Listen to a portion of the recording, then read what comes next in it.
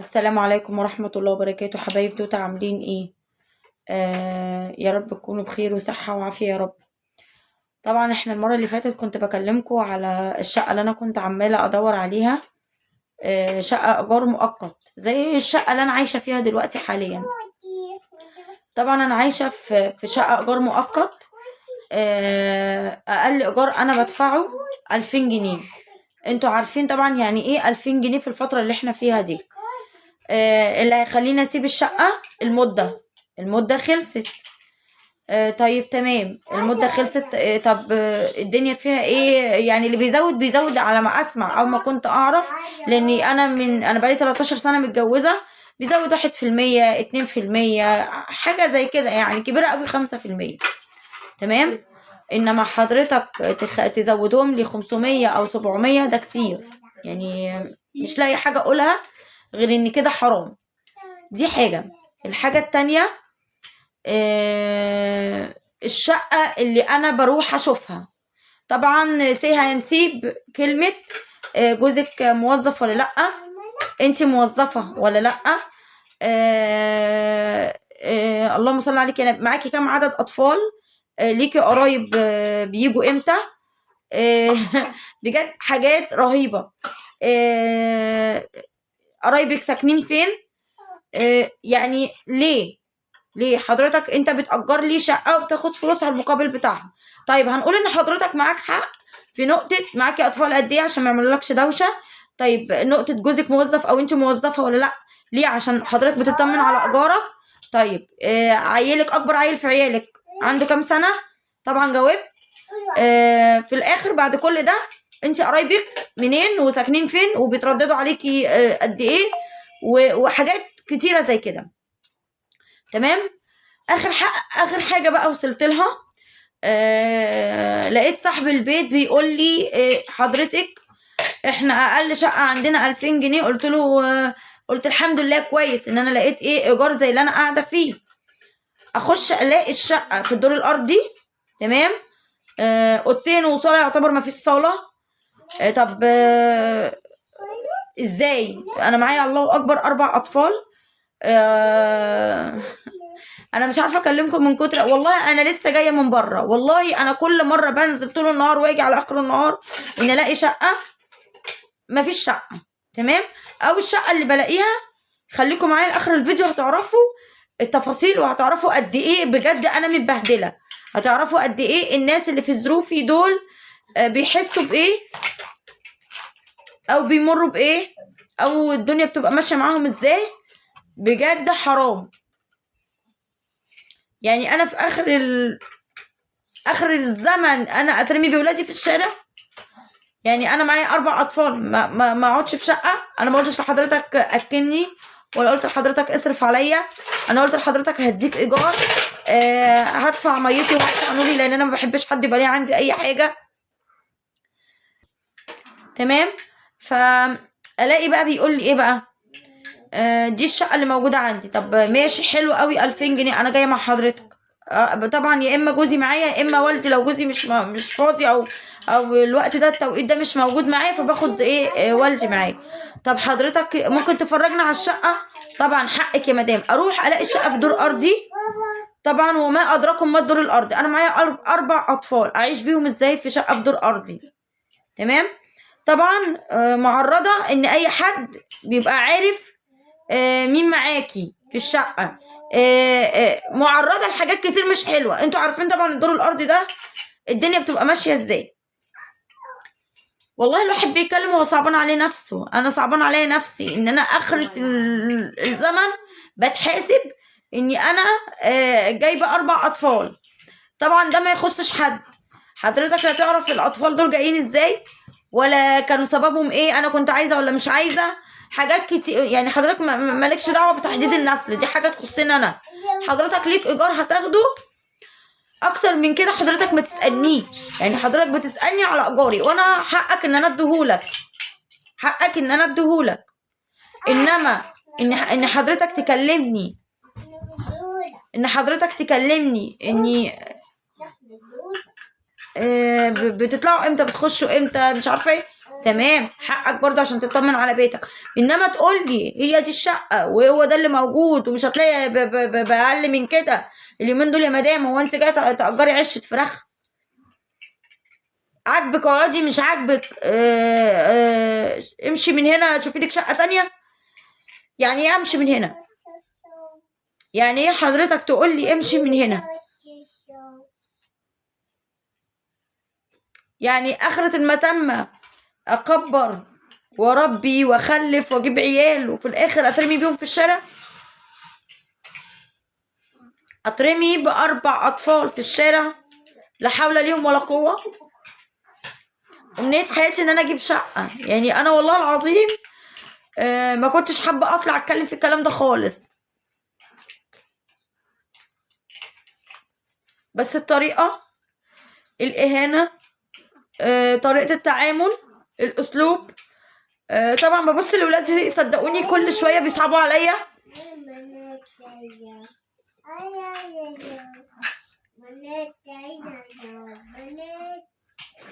ابني الكبير، اللهم صل عليك يا نبي، طبعا احنا مدارسنا كلها قريبة من امبابة، اللهم صل عليك يا نبي. ابني الكبير فاضل له سنة خلاص هيروح اعدادي. طبعا لازم مدرسته تبقى قريبة من مدارس اخواته. يعني انا ابني الكبير زي ما قلت لكم كده اهو رايح السنة الجاية اولى اعدادي. انا بجد انا مش عارفة انا بتكلم ازاي ولا انا بقول ايه، بس اللي انا شايفاه قدامي مدارس كلها مثلا فانا بدور على مدرسة ابتدائي مع اعدادي. تمام، برضو لا هقدر الفترة دي ادور على مدرسة. يعني انا هضيع مستقبل عيالي، هضيع مستقبل فيعني حضرتك شايف ان انا اضيع مستقبل ولادي واحنا داخلين على فترة ترم تاني ودراسة ولسه السنة ما خلصتش. طيب حاجة تانية،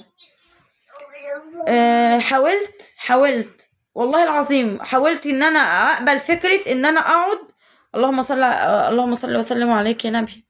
حاولت ان انا اقبل فكرة ان انا اقعد في الدور الاول، ما رفضتش. تمام، وقلت انا موافقة وقبلت وقلت عادي.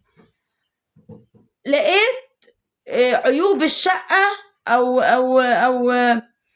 او الحاجات اللي ممكن خطر تحصل لاولادي في الشقة مش مقبولة. طب انتوا شايفين ايه بعد العمر ده كله؟ يا عاجبك تقعدي في دور اول اقعدي على قد فلوسك، اسمع كلام كله اهانة، معاملة مش حلوة، ايجار معدي فوق 2000 جنيه عشان اقعد في شقة في دور ارضي كمان، اترمي بعيالي في الشارع. خلاص انا بقيت في الشارع. يعني انا اكبر واربي واعلم مرة واتنين وتلاتة، اروح لكذا حد لشقة يقول لي ما فيش شقق. اللي موجود عندي يا اما فوق سطح يا اما دور ارضي. ازاي؟ طب انا فوق سطح في الدور السادس واللي هي الاخير، الدور يعتبر الاخير مني للهوا، مني لربنا فوق في السماء. يعني وجوزي تعبان، انتوا عارفين انا قايله لكم ان جوزي تعبان وعامل ضغطتين في قلبه. اخده ابهدله معايا فين؟ انا الشقه اصلا اللي جيت منها اللي قبل دي كانت في الدور السادس وماشيه منها بسبب تعبه. الدكتور قال لي ما ينفعش ده يقعد في دور عالي ويبذل مجهود بالمنظر ده. فيا جماعه رأفة بحالنا ورأفة بظروف الناس راعوا ربنا فينا. انا خلاص ما بقاش فاضل غير ان الواحد يترمي في الشارع.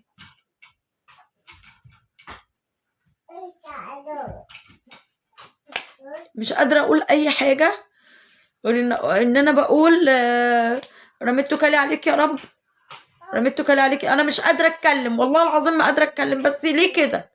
ليه انا بتجازى على ان انا مخلفه 4 اطفال ما لهمش اي ذنب؟ والله العظيم انا بلاقي ناس، والله بلاقي ناس ساكنين وصحاب بيوت كويسين، بس بروح اسال عندهم ما فيش شقق ويقول لي والله يا بنتي لو عندي هاخدك انت وعيالك عندي. طب ليه يا جماعه؟ هو اللي ربنا مديله ومعاه بيعمل كده؟ ده جزاتي؟ ده جزاتي اني انا بلف عايزه شقه اقعد فيها اولادي. 4 اطفال، الواحد بيدعي ربنا يكرمه ويرزقه برزقهم. الواحد يتبهدل للدرجه دي، وفي الاخر شقه في دور ارضي ومعايا اطفال من ضمنهم 2 صغيرين. اروح بيهم فين؟ قولوا لي انتوا اروح بيهم فين؟ يا كده يا مدام، عاجبك كملي، مش عاجبك اتفضلي يلا مع السلامه. يعني يا جماعه رأفة بحالنا وبحال الناس، والله العظيم انا محرجه جدا وانا طالعه بتكلم. مش حابه كنت اتكلم في كده، لان ده مش ده اللي انا طالعه بقدمه على قناتي، ولا ده اللي انا المفروض ان ده محتوى ان انا اقوله. بس غصب عني نفسيا تعبت. انا بشارككم بجد، مش محتاجه رايكم. قولوا لي شوروا عليا اعمل ايه. انا محتاجه حل. هل الام اللي معاها 4 اطفال وراحت تأجر شقه يتقال لها مفيش؟ يعني كان كفايه 1 أو 2. وحضرتك ليك فيه 1 ولا 2؟ ازاي؟ اقل ايجار دلوقتي يا جماعه وب2000 جنيه اللي انا عرفته اوضه وصاله. اقعدي اوضه وصاله فين؟ في الارضي. على راسي كل اللي قاعدين في الارض يا جماعه، بس والله بهدله وبهدله على اطفال، بهدله على اطفال صغيره.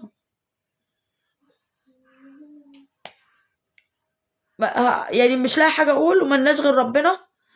انا مش لاقي حاجه اتكلمها، مش لاقي حاجه اقولها من كتر الخنقه اللي انا فيها.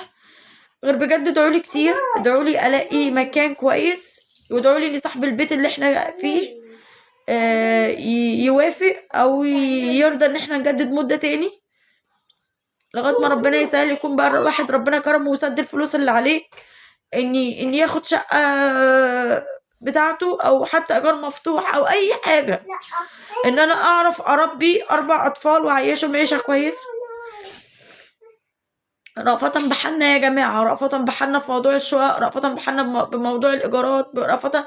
شوفوا الأسر اللي تستاهل إن انتوا تاخدوا منها الفلوس دي. تمام ماشي، ناس معاه، ناس ما معاش ارقفوا بحالهم، هيقعد لكم والله. شاركوني الرأي يا جماعة، مستنية رأيكم، يمكن تفيدوني في حاجة تكون كويسة ومفيدة. شكرا. مينفعش ده يقعد في دور عالي ويبذل مجهود بالمنظر ده. فيا جماعة رأفة بحالنا ورأفة بظروف الناس، راعوا ربنا فينا، راعوا ربنا فينا. انا خلاص ما بقاش فاضل غير ان الواحد يترمي في الشارع.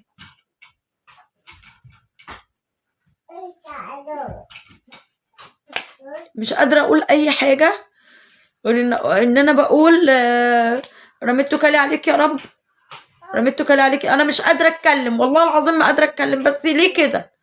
ليه انا بتجازى على ان انا مخلفة 4 اطفال ملهمش اي ذنب؟ والله العظيم انا بلاقي ناس، والله بلاقي ناس ساكنين وصحاب بيوت كويسين، بس بروح اسال عندهم مفيش شقق، ويقول لي والله يا بنتي لو عندي هاخدك انت وعيالك عندي. طب ليه يا جماعه؟ هو اللي ربنا مديله ومعاه بيعمل كده؟ ده جزاتي اني انا بلف عايزه شقه اقعد فيها اولادي. 4 اطفال، الواحد بيدعي ربنا يكرمه ويرزقه برزقهم. الواحد يتبهدل للدرجه دي، وفي الاخر شقه في دور ارضي ومعايا اطفال من ضمنهم 2 صغيرين. اروح بيهم فين؟ قولوا لي انتوا اروح بيهم فين؟ يا كده يا مدام، عاجبك كملي، مش عاجبك اتفضلي يلا مع السلامه. يعني يا جماعه رأفة بحالنا وبحال الناس، والله العظيم انا محرجه جدا وانا طالعه بتكلم. مش حابه كنت اتكلم في كده، لان ده مش ده اللي انا طالعه بقدمه على قناتي، ولا ده اللي انا المفروض ان ده محتوى ان انا اقوله. بس غصب عني نفسيا تعبت. انا بشارككم بجد، مش محتاجه رايكم. قولوا لي شوروا عليا اعمل ايه. انا محتاجه حل. هل الام اللي معاها 4 اطفال وراحت تأجر شقه يتقال لها مفيش؟ يعني كان كفايه 1 أو 2. وحضرتك ليك فيه 1 ولا 2؟ ازاي؟ اقل ايجار دلوقتي يا جماعه وب2000 جنيه اللي انا عرفته اوضه وصاله. اقعدي اوضه وصاله فين؟ في الارضي. على راسي كل اللي قاعدين في الارض يا جماعه، بس والله بهدله وبهدله على اطفال. بهدلة على اطفال صغيرة. يعني مش لاقي حاجة اقول وملناش غير ربنا.